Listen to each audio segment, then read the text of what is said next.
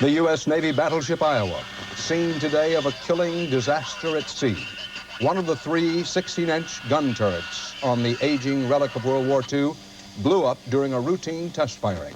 For many trapped U.S. sailors, there was no escape.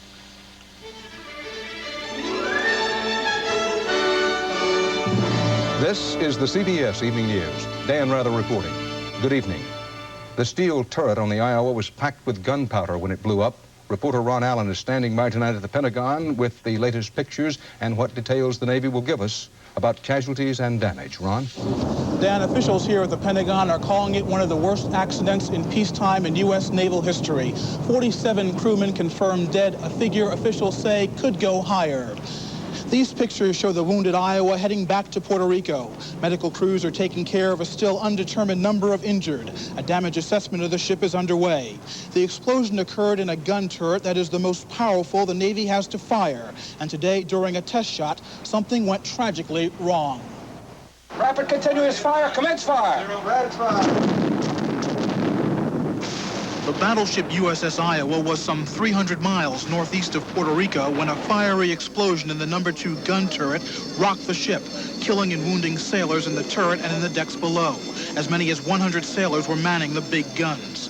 The battleship was taking part in what Navy officials say was a routine exercise, along with nearly 30 other ships. The explosion occurred while crewmen were firing the guns in a normal test. The blaze was put out before it reached the main ammunition magazines. An explosion there could have destroyed the whole ship. Well, the exact cause of the accident, we don't know. We do know that there was an explosion followed by a fire. It took them about an hour and 20 minutes to put the fire out.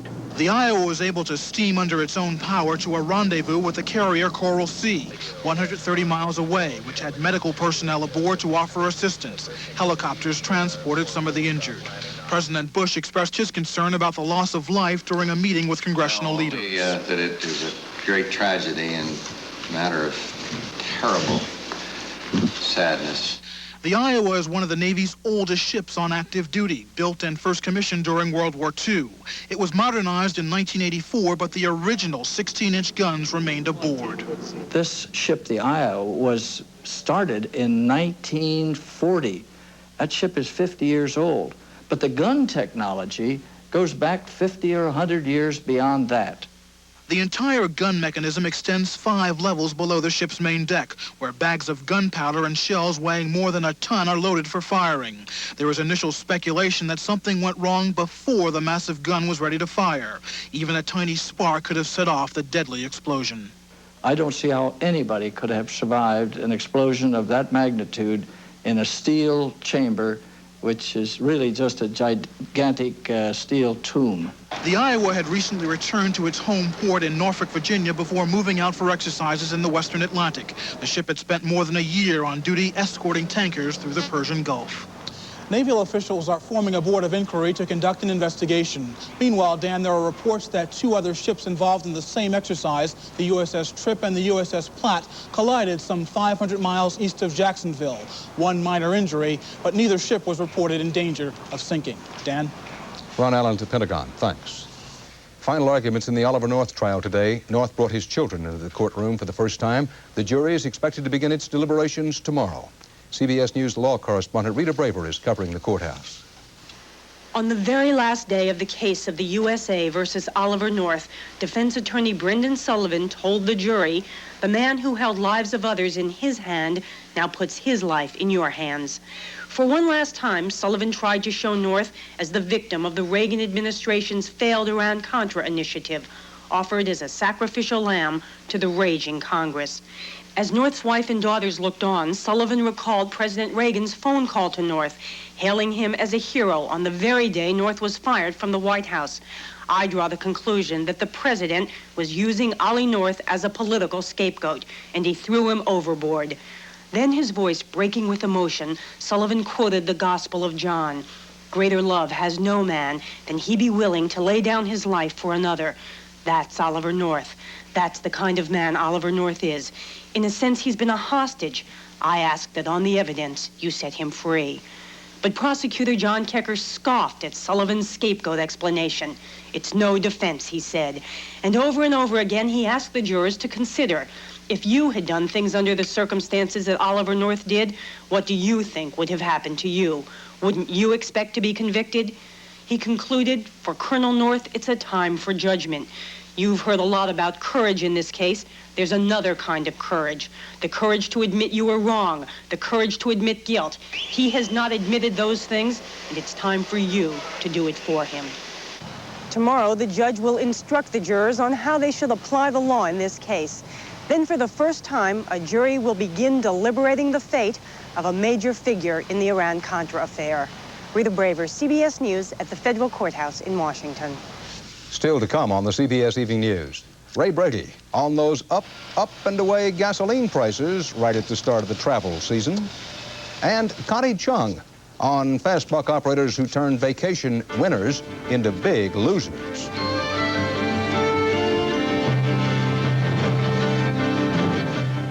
Experts warn that in weeks to come, you, the motorist, will be paying more and more cash for less and less gasoline. CBS News business correspondent Ray Brady reports that the Exxon Corporation oil spill is again getting at least part of the blame. In the oil pits today, prices soared like a Texas gusher, going so high even veteran traders were surprised. The price of oil today is up over $1. That's more than 5% in one day. That's a big increase. That's a huge increase.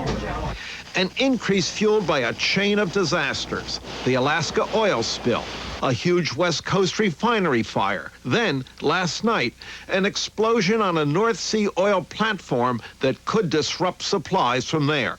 All that has sent wholesale gasoline prices up 36 cents a gallon in recent months. The fastest rise ever, one that critics say is due not to shortages, but to greed.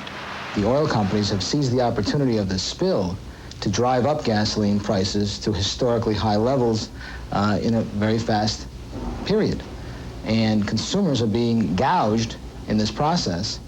And oil traders who try to guess future prices have just one message: consumer beware. We expect in the next few weeks that we will see the price of gasoline increase 5 to 15 cents at the pump. They may have to start thinking about conservation again. Better fuel mileage in cars, insulating the homes better again. Motorists are burning up gasoline earlier than ever this year, even before summer. But with so much demand, analysts say, any further disruptions in oil supplies could send prices soaring even higher. Dan? Thanks, Ray. At Senate hearings on the Exxon oil spill today, Democratic leader George Mitchell blasted President Bush and, as I quote, slow to comprehend the magnitude of the disaster, end quote. Republican John Chafee likened Exxon cleanup crews to the Keystone Cops. CBS News correspondent Terrence Smith has more on the spill and the fallout. The Alaskan cleanup effort got help from an unexpected quarter today, a Soviet skimmer capable of extracting oil from beneath the surface of the polluted waters of Prince William Sound. The U.S. has no such equipment. In Washington, Transportation Secretary Samuel Skinner said the administration is cautiously optimistic about Exxon's new plan to deploy some 4,000 people to scrub 300 miles of oil-caked coastline. But he warned that the project has to get underway immediately. If we don't do that this summer, we will have a disaster that will have permanent scars on the environment for an extended period of time.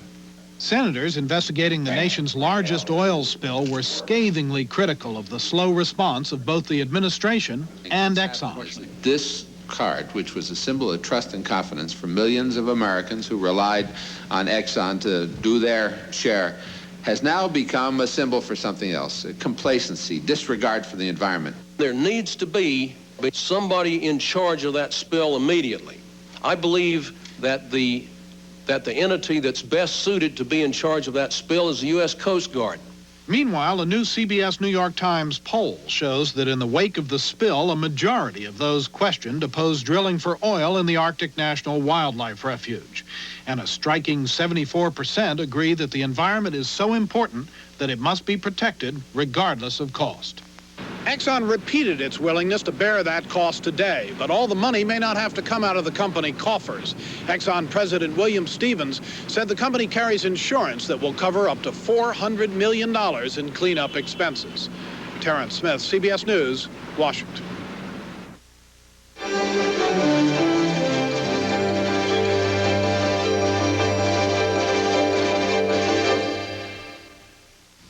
Susan, can we talk?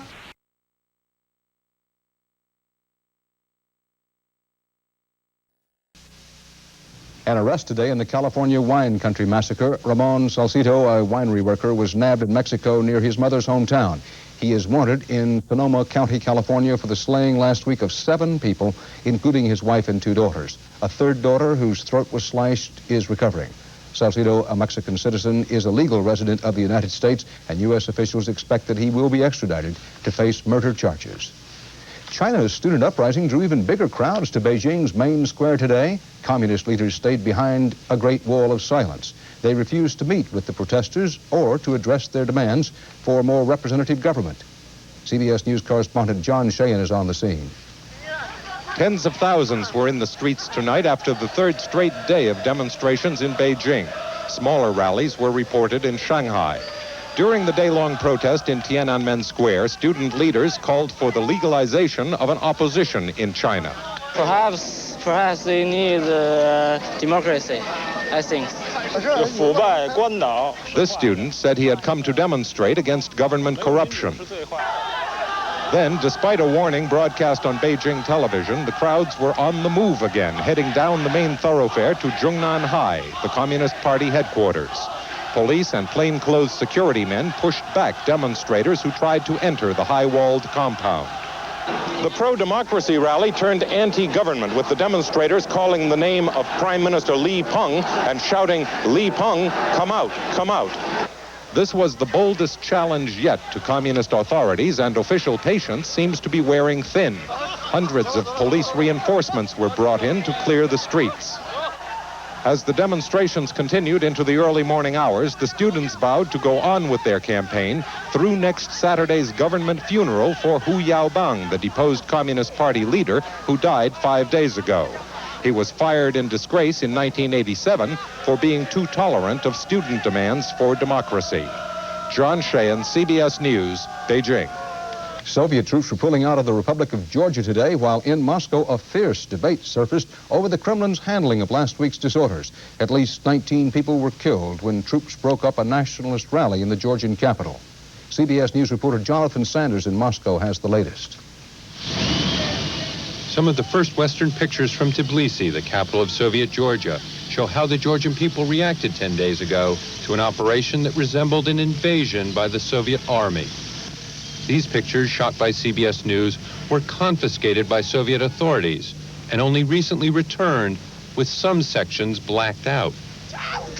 Deaths of innocent protesters enraged the people.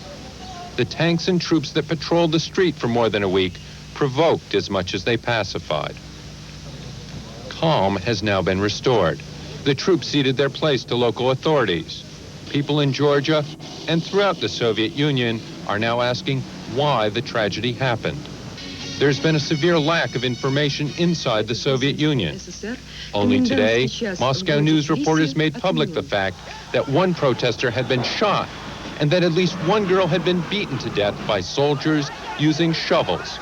Today, the Moscow News, a highly regarded publication aimed at the elite, published sharp criticism of the government's actions in Georgia.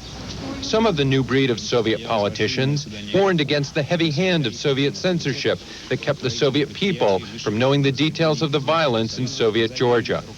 The absence of openness, they said, is an extraordinary threat to Gorbachev's entire reform movement. They asked how much real openness there is when it's automatically shut down in a crisis. Jonathan Sanders, CBS News, Moscow. The Attorney General of El Salvador was murdered today. A bomb tore through the roof of his armored car. Roberto Garcia Alvarado was 53. President-elect Alfredo Cristiani blamed Soviet and Cuban-supported rebels.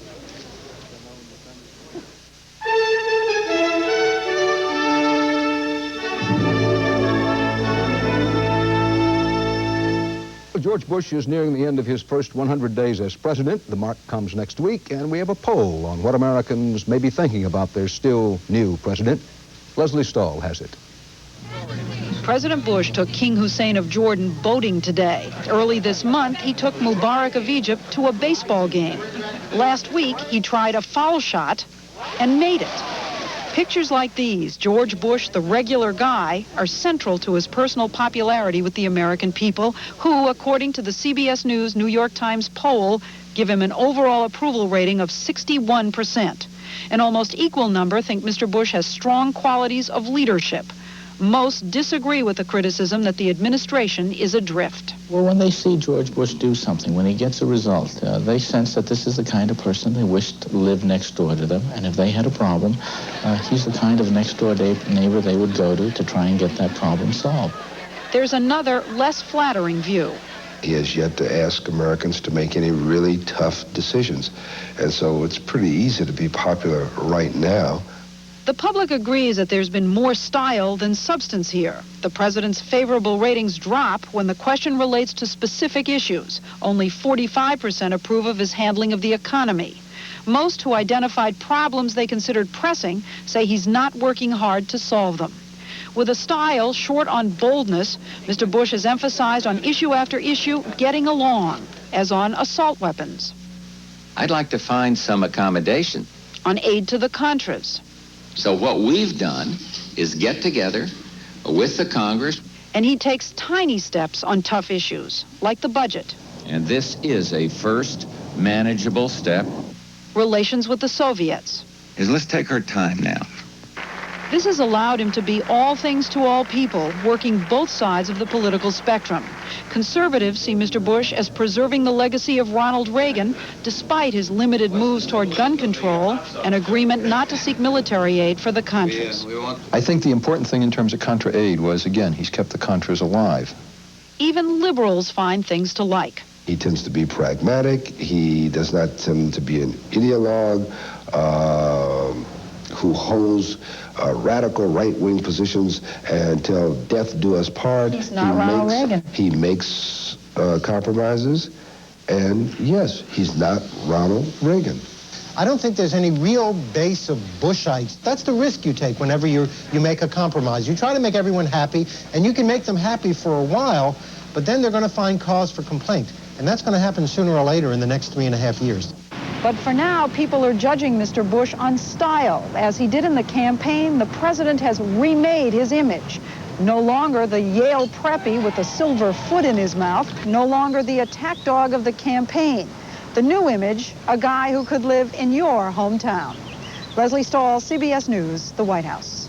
Some encouraging words tonight about Lucille Ball. One day after emergency heart surgery, her doctor said today the 77-year-old actress and comedian now appears headed for a full recovery. After Lucille Ball awoke this morning, her husband reported, and I quote, "Her Irish eyes are smiling."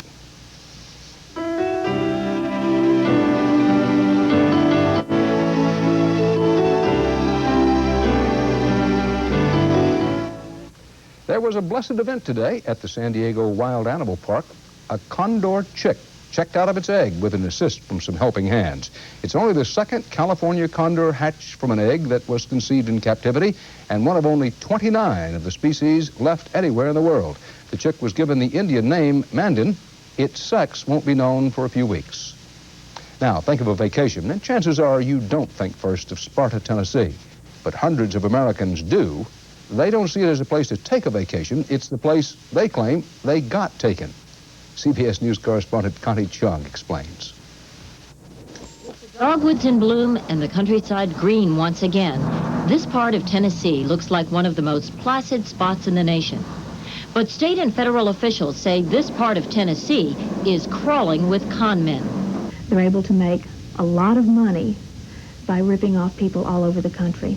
Since 1983, more than 24 companies, most specializing in cut-rate vacations, have set up shop in and around the small Tennessee town of Sparta, all headed by local businessmen. In the past 2 years, they've sent out 150 million postcards from the tiny post office here. The postcards suggest the recipients have won a prize, or a vacation, or both. In fact, authorities say there are no prizes and no free vacations. Whatever they can do to mislead somebody, to misrepresent them, to get you to part with your money, it's going to happen. Mr. Austin, you've been called a con man or rip-off artist. I'll be honest with you, I'm damn mad about it. I don't feel like I've ever ripped anybody off, and I've certainly not conned anybody. Bill Austin is vice president of Southeastern Travel Corporation, one of 5 Sparta companies the state of Tennessee has filed suit against, alleging fraudulent and deceitful advertising. Officials say they've received 500 written complaints against Southeastern alone in the last year. But Austin says he's merely a victim of bad publicity, that no one's been taken. They are never in any way led to believe that it's anything besides a purchase. They're buying a product and they're paying a price for it. They know what the product is. They know how much they're paying for it. It seems like what I'd been waiting for, you know. I had won this. It said as clearly as I just said it. I had won something, an award, a prize. Carl Riley is a graduate student in New York City who received a postcard from Southeastern Travel. Like other recipients, when he called to claim what he thought was a prize, operators pressured him for his credit card number, or else, they said, the vacation offer would expire. The charge, not including airfare anywhere, $300. I had to pay money, and without this payment, they weren't interested in me. In Nashville today, hearings were held on legislation that would eliminate any misleading language on postcards. But here's the surprise. Some area politicians don't support it. They don't want to put the travel companies out of business, mainly because local residents would be out of jobs. I think the people that answer these calls or send their credit card number in or give them their credit card number thinks they're getting a big vacation for practically nothing when, you know, that just don't happen. Do you feel sorry for them? Not really. Federal experts say scam artists who are carpetbaggers often leave town and quickly set up shop elsewhere. The likelihood that the travel companies in Sparta will be run out of town or closed down is slim because all have local support. Well, Connie, how does one guard against these scam operators? Well, you just shouldn't give out your credit card over the phone unless you know what you're buying. In other words, if it sounds too good to be true, it probably is. Thank you, Connie. And that's tonight's CBS Evening News. Dan Rather with Connie Chung. See you tomorrow. Good night.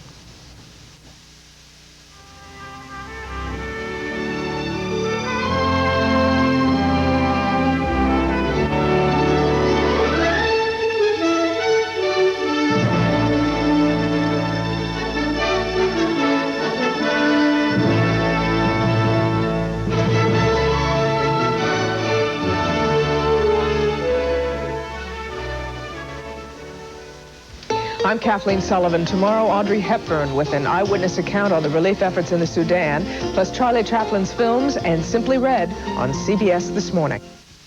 This is CBS.